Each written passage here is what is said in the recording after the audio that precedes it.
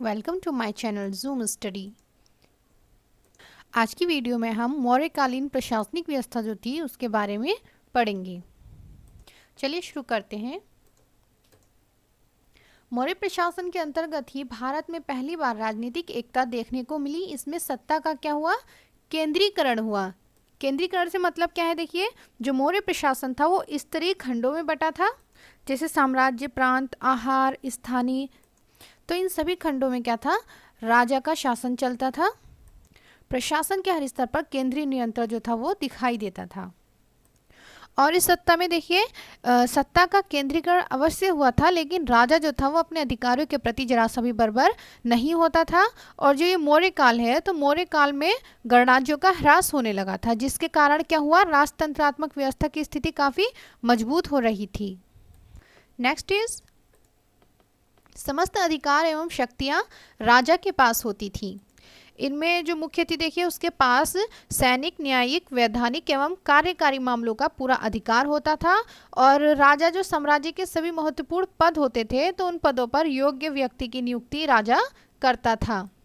इसमें एक देखिए उपधा परीक्षण। तो ये उपधा परीक्षण क्या होता था? देखिए, साम्राज्य के मुख्यमंत्री और पुरोहित की नियुक्ति से पहले उनके चरित्र को खूब जांचा परखा जाता था।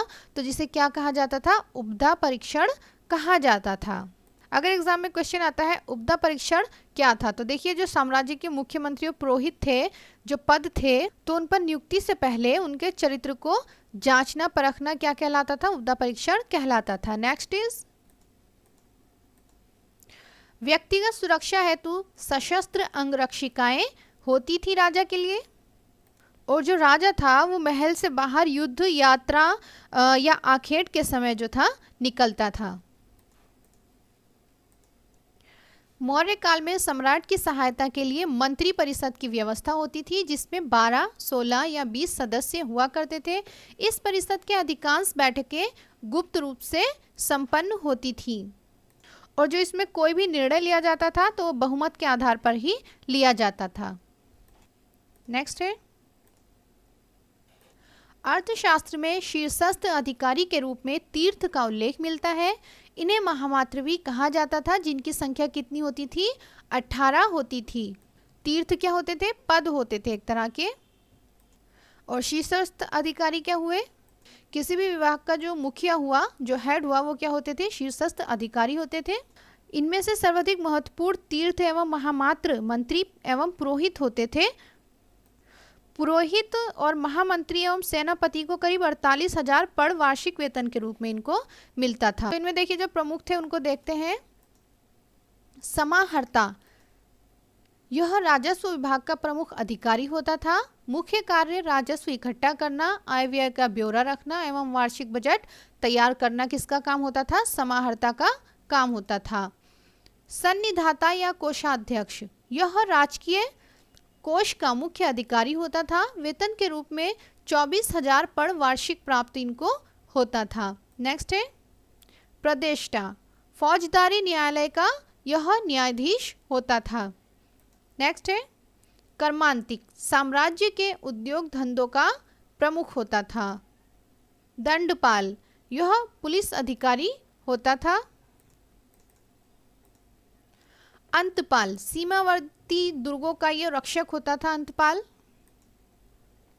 प्रशस्ता, राजकीय आदेशों को लिपिबद्ध कराने वाला, एक राजकीय कागजातों को सुरक्षित रखने वाला प्रमुख अधिकारी कौन होता था? प्रशस्ता होता था। आंतरवशिक, राजा के अंगरक्षक सेना का प्रमुख अधिकारी कौन होता था? आंतरवशिक होता था। आटविक, वन विभाग का प्रमुख अधिकारी आटविक होता था।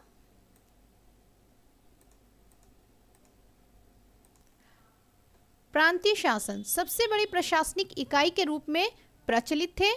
अशोक के समय प्रांतों की संख्या कितनी थी? 5 थी। इन्हें क्या कहा जाता था? चक्र भी कहा जाता था।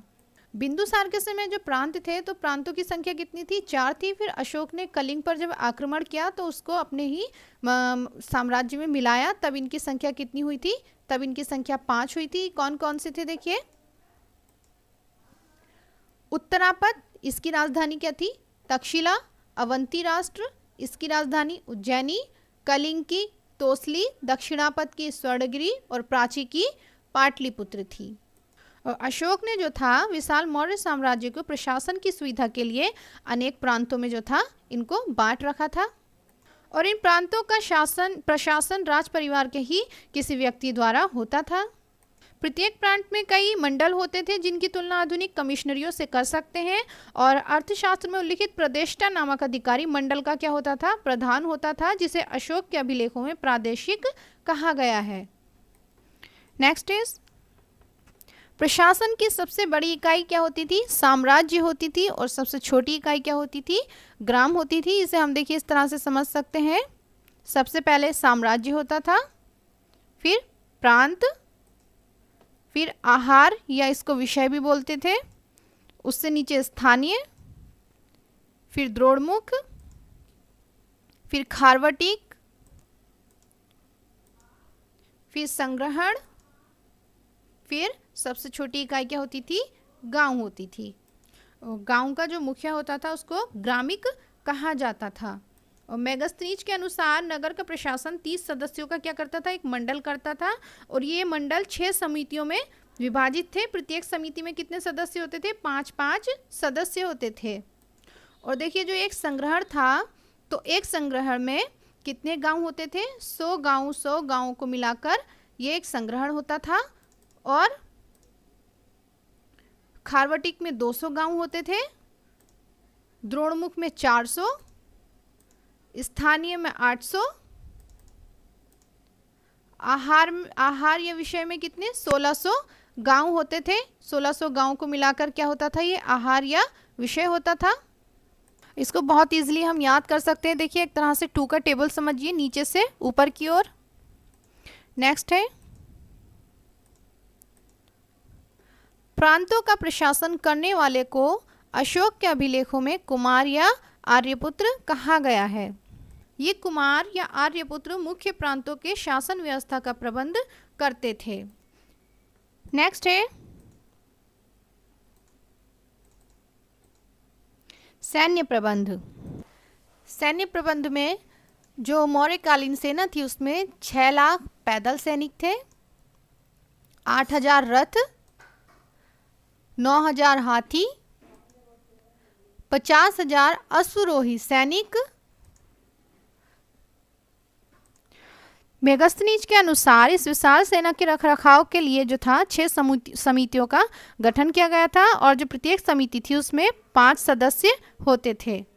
और देखिए प्लूटार्क एवं जस्टिन का क्या कहना है कि चंद्रगुप्त ने नंदों की पैदल सेना से 3 गुनी अधिक संख्या में अर्थात 60,000 आदमियों को लेकर संपूर्ण उत्तर भारत को रौंद डाला था।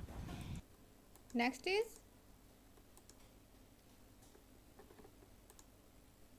न्याय विभाग का सबसे बड़ा अधिकारी सेनापति होता था, जिसे करीब 48,000 पर वार्षिक वेतन मिलता था। अर्थशास्त्र में नवाध्यक्ष के उल्लेख से मौर्यों के पास नौसेना होने का भी प्रमाण मिलता है। सैनिक प्रबंध की देखरेख करने वाला जो अधिकारी वो अनंतपाल कहलाता था। यह सीमांत क्षेत्रों का व्यवस्थापक भी था। नेक्स्ट है जस्टिन चंद्रगुप्त की सेना को डाकुओं का गिरोह कहता है। जो चंद्रगुप्त की सेना थी उसको जो जस्टिन है वो क्या कहता है, डाकुओं का गिरोह कहता है। मौर्यकालीन प्रशासनिक व्यवस्था और सैन्य प्रबंध की ये वीडियो जो है यहीं कंप्लीट होती है। कमेंट करके हमें ज़रूर बताइएगा कि हमारी आज की वीडियो आपको कैसी लगी और चैनल को सब्सक्राइब करना नहीं भूलिएगा।